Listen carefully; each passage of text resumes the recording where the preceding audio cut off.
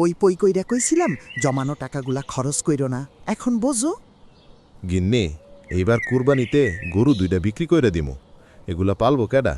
বর্তমানে খড়কুটোর যা দাম, আর আমাকে তো ঘাস কাটার কেউ নাই। আমার কোমরের ব্যথাটা দিন দিন বাড়তাছে। কতবার কইলাম শহরে যাও, ভালা ডাক্তার দেখাইয়া ঔষধ খাও, কে শুনে কার কথা? আমি কইলেই দোষ হইয়া যায়, এখন বুঝো ঠেলা। তোমার তো শীত গরম নাই, শহরের ডাক্তার দেখানো মেলা খরচ। আমাগো পূব গায়ের কাশেম ব্যাপারের কিডনিতে পাথর জমছিল। লোকটা শহরে চিকিৎসা করতে যাইয়া বিটে মাটি সব বেচল, তাও শেষ রক্ষা হইল না। টানা 3 মাস হাসপাতাল থানানোর পর মানুষটা লাশ হয়ে বাড়ি ফিরল। এই বাড়িতে তো জুমার বাড়ি আসার কথা, মায়াডার মুখ দেখি না প্রায় 4 বছর ধইরা। জুমার জামাই নাকি নিজে থাইকা আমাগো বাড়ি ঈদ করতে চাইতাছে। বিয়ের পর থাইকা জামাই তো একবারও আইল না। জামাইয়ের জন্য তো হাঁস পোশাক কিনা লাগবো। এর লেগেই আমি কইতাছি গরু 2টা বেচালামু, কোরবানিতে মোটামুটি দাম ভালাই পামু। হনো, একবারে 2টা গরু বেসন লাগবো না, একটা বেসমো আর একটা পালমো। ঘাসের জোগাড় আমি করমো, তোমার ভাবতে হইব না। তাছাড়া গরুর দুধ তো খাইতে পারতাছি। আচ্ছা, দেখা যাইব। ঈদ আসুক, এখনো মেলা দিন বাকি আছে। কিদা লাগছে, ভাত বারো, চেয়ারম্যানের বাড়ি যামু, কাম আছে।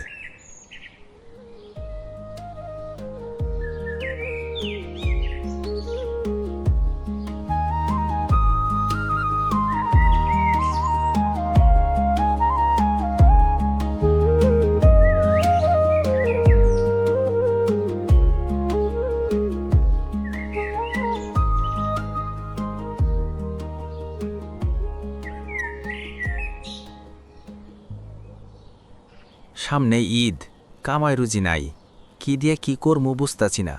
মাস্টার কাকা, গরিবের পিছু টান লাইগেই থাকে। মানুষের কাছ থেকে ধার দেনা করে কয় দিন চলমু? রহমত, আমাগো এই চরের মানুষের কপালটাই এমন। নদী ভাঙলে ভিটা যায়, আর খরা আইলে পেট চলে না। অভাব আমাগো ছায়ার মতন রে বাপ, পিছু ছাড়ে না। হেইডেই তো, বাজারে গেলে হাত পা খালি লইয়া আউন লাগে। চাইলের দাম, তেলের দাম আকাশ ছোঁয়া। মেম্বার চেয়ারম্যানরা আয়ে খালি ভোটের সময়।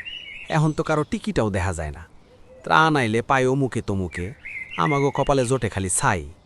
বুঝলি রহমত, পেটের দায় বড় দায়। আগে গ্রামে একটা মায়া মহব্বত আছিল। কার ঘরে চুলা জ্বলে নাই, পাড়াপড়শি খোঁজ নিত। আর এখন সবাই নিজেরে নিয়ে ব্যস্ত। পয়সাওয়ালারা গরিবের রক্ত চুইসা বড়লোক হয়, আর আমাগো হাড় ভাঙা খাটুনি খাইটটাও দিন শেষে খালি হাতে বাড়ি ফিরন লাগে। কাকা, শুনলাম গরু বেচে দিবেন। শেষ সম্বল তো আপনার এ গরু 2টাই আছিল। গ্রামে তো কাম কাজ নাই, মেলা দিন ধইরা ভাবতাছি শহরে চলে যামু। আপনার বৌমা রাজি না, হে কয় খাইয়া থাকি না খাইয়া থাকি, এই গ্রামেই পড়ে থাকমু। হাতে টাকা করি নাই, পকেট ফাঁকা। এভাবে চলতে থাকলে আমাগো ভবিষ্যৎ কি কাকা?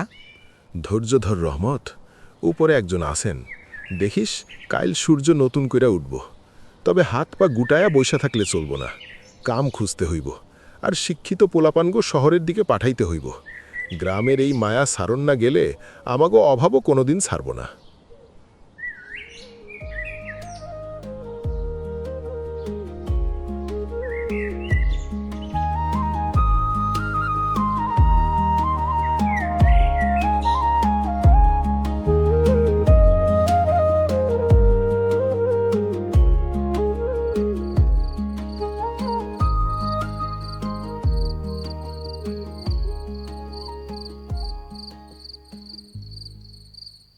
বুঝলেন মাস্টার কাকা, চেয়ারম্যান একটা মানুষ হই। গেছিলাম 5,000 টাকা ধার চাইতে। টাকার কথা শুই না আবার নানান কিচ্চা কাহিনী শুনাই দিল। চেয়ারম্যান নিজেই ডাকি এখন অভাবের মধ্যে আছে। গরিবের কপালটাই পড়া। সামনে ঈদ, অথচ হাতে একটা ফুটো পয়সা নেই। এদিকে দোকান বাকি 2,500 টাকা। মায়ার স্কুলের বেতন, কি কর্মু দিশায় মিশা পাই না। রহমত, অভাব তো তোর একার না, পুরো গ্রামের একই দশা। কামকাজ না থাকলে মানুষের পেট চলবে কি করে? ঈদের আনন্দ তো দূরে থাক, 2 বেলা ভাতের চাল জোগাড় করতেই নাধিশ্বাস উঠছে সবার। এটাই তো নিয়তি হয়ে দাঁড়িয়েছে মজিদ ভাই। আমাগো গায়ের অভাব যাইব কেমনে? এই গায়ে কয়টা শিক্ষিত পোলাপান আছে? অভাবে তাড়নায় ছোট থাইকা কামে দিয়া দেয়। কেউ নদীতে মাছ ধরে, কেউ আবার বাপের লোকে জমিতে কাম করে। দারিদ্রতার মূল কারণ হইল শিক্ষার অভাব। চেয়ারম্যানের পোলা মাইয়ারা শহরে থাইকা লেখাপড়া করে। এই গ্রামে স্কুল থাকা না থাকায় কিছু যায় আসে না। গায়ের মানুষ মূর্খ থাকলে চেয়ারম্যানের পোলাপানরাই ভবিষ্যতে আবার তাগো শাসন করবার পারবো সহজে। প্রতিবাদ করার কেউ থাকবো না। মনু চেয়ারম্যান বরাবরের মতোই মানুষকে ধোকা দিতাছে। ভোটের আগে এই করবে সেই করবে নানান প্রতিশ্রুতি দিল। প্রাইমারি স্কুলের পাশাপাশি হাই স্কুলের ব্যবস্থা করব, কর্মসংস্থান বাড়ব, গায়ের মানুষ না খাইয়া থাকব না। চিরা বিজানো কত কথা।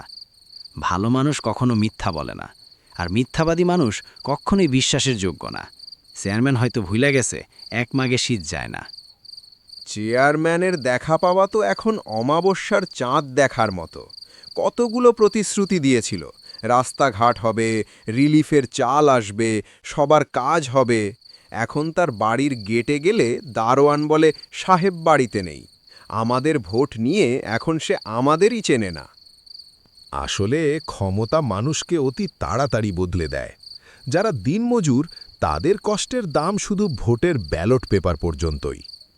মানুষগুলো আশা নিয়ে ঘর বাঁধে, আর নেতারা সেই আশা ভেঙে দেয়। রহমত, মন শক্ত কর বাপ। এই সমাজে আমাদের মতো মানুষের কেউ নেই। আমাগো নিজে গই একে অপরের পাশে দাঁড়ানো লাগব।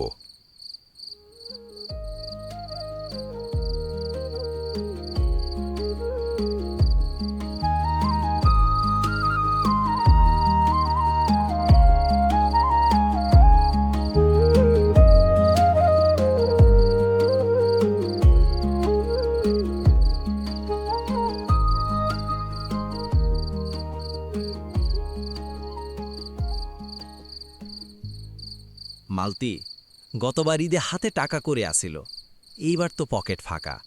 তোমার বাবা মার লাইগা কিছু কিনবো ভাবছিলাম। আর না হোক একটা পাঞ্জাবি একটা শাড়ি তো কিনুন লাগবো। আমার আব্বা আম্মার লাগা কিছু কিনুন লাগবো না। তারা আমাগো সংসারের অবস্থা জানে।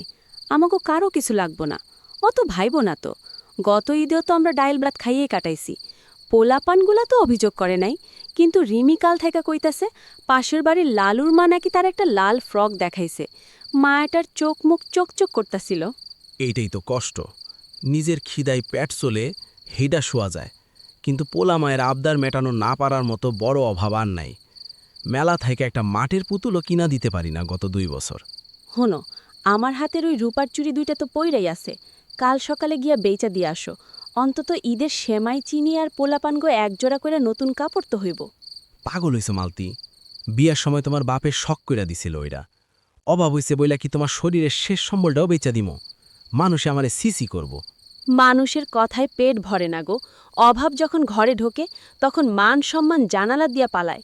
আমার গয়না থাইকা লাভ কি যদি পোলাপানগুলা ঈদের দিন মুখ কালা কইরা বসে থাকে? তুমি কালকে এটা নিয়ে সোনার দোকানে যাও। তুমি যে কি মানুষ মালতি, নিজের সুখের কথা একবারও ভাবলা না। আল্লাহ যদি দিন দেয় তবে তোমার লাগে আমি সোনার চুরি বানায়া দিব।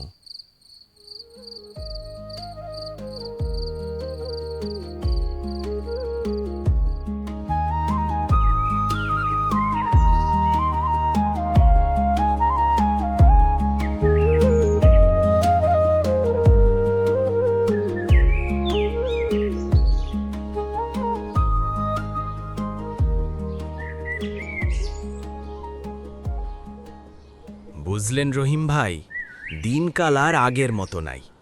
আগে দেখতাম একজনের ঘরে চুলা না জ্বললে 10টা বাড়ি থেইকা ভাত আসত। আর এখন পাশের ঘরে মানুষ না খায়া মইরা গেলেও কেউ 1 গ্লাস পানি নিয়ে আগায় না। ঠিকই কইছেন মুন্সি ভাই। আমাগো পোলা মাইয়াগো কথাই ধরেন। কত কষ্ট কইরা মানুষ করলাম, নিজের পেটে পাথর বাইন্ধা তাগো মুখে অন্ন দিছে। এখন তারা শহরে গিয়ে আমাগো নামই ভুলে গেছে। 2 মাসে একবার ফোন দিয়া খবর নেয় না যে বুড়া বাপমা 2টা খাইছে কিনা। আরে ভাই, পোলাপানের কথা আর কি কমু? ওগো দোষ দিয়া লাভ কি, যখন খোদ সরকারের মানুষগুলাই আমাগো চিনে না। ওই যে মেম্বারের কাছে কয়বার গেলাম একটা বিধবার ভাতার কার্ডের লাইগা। মেম্বার কয়, চাচি লিস্টে নাম নাই। অথচ মেম্বারের নিজের আত্মীয় স্বজন যারা জোয়ান মদ্য, তাগো নামে সব কার্ড হইয়া রইছে। মেম্বার চেয়ারম্যানরা তোর এখন রাজা। ভোটের সময় হাত পা ধরে, আর ভোট ফুরাইলে চিনবার পারে না। গ্রামের কত অভাবী মানুষ দুবেলা খাইতে পারে না, ওষুধ কেনার টাকা পায় না। তগো চোখের পানি ওগো চোখে পড়ে না, ওগো খালি আছে নিজের পকেট ভরার চিন্তা। বড় অভাব রে মুন্সি, বড় অভাব। পেটের ভাতের অভাবের চেয়েও বড় হইল মানুষের প্রতি মানুষের মায়ার অভাব। আগে বিপদে পড়লে মানুষ হায় হায় করে আগায় আসতো, এখন মানুষ ভিডিও করে, সাহায্য করে না। পাড়াপড়শিও এখন পর হইয়া গেছে। ঠিক কইছেন। আগে এই উঠোনেই কত মানুষ আসতো, হাসাহাসি হইতো। এখন সবাই যার যার মতো। মানুষের মন এখন পাথরের থেক্কাও শক্ত হইয়া গেছে। গ্রামের সেই সরল মানুষগুলা কই যেন হারায়া গেল। কপালে আরও কষ্ট আছে ভাই, যে সমাজে মুরব্বির সম্মান নাই আর গরিবের পেটের ভাত নিয়ে ছিনিমিনি খেলা হয়, সেইখানে খোদার রহমত থাকে না। আমরা তো যাওয়ার পথে আছি, কিন্তু এই গ্রামটা কই গিয়া ঠেকব হেইটাই ভাবতাছি।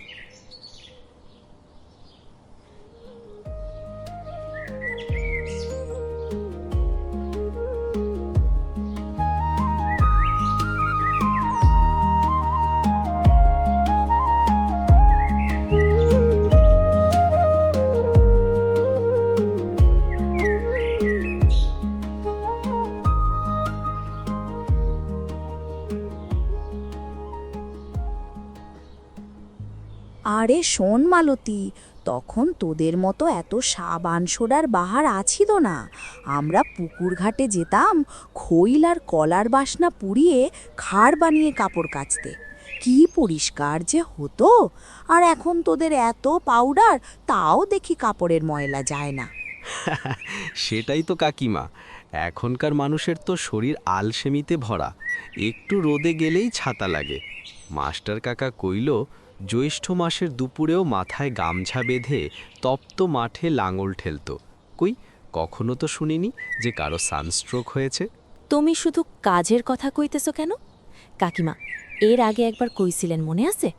আগেকার দিনে বিয়ের সময় পুরো গ্রাম মিলা কাজ করত। সেই গল্পটা আরেকবার কন্ত। ওরে, সে এক এলাহি কাণ্ড।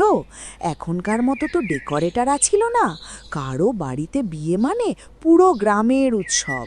মায়েরা বোনেরা মিলে কুলোয় ধান ঝাড়ত, জাঁতায় ডাল ভাঙত, পাড়ার জোয়ান ছেলেরা কলার পাতা কাটতে যেত, রান্নার গন্ধে মম করত পাড়া। আর এখন সব ফরমাইশি কাজ। লোকে আসে, প্লাস্টিকের প্লেটে 4টে গিলে দিয়ে চলে যায়।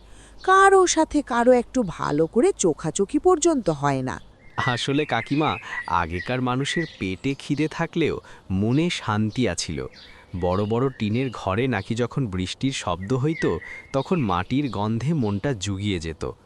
এখন আমাগো দালান হয়েছে ঠিকই, কিন্তু সেই প্রশান্তিটা যেন ইট পাথরের নিচে চাপা পড়ে গেছে। সবই কপাল রে বাজান। যুগ বদলায়, মানুষও বদলায়। তবে দেখিস, একদিন এই শহরের মানুষগুলো আবার এই গ্রামের মাটির টানেই ফিরে আসবে। শান্তি তো টাকা দিয়ে কেনা যায় না রে, ওটা থাকে মানুষের ব্যবহারে আর এই খোলা বাতাসের মধ্যে।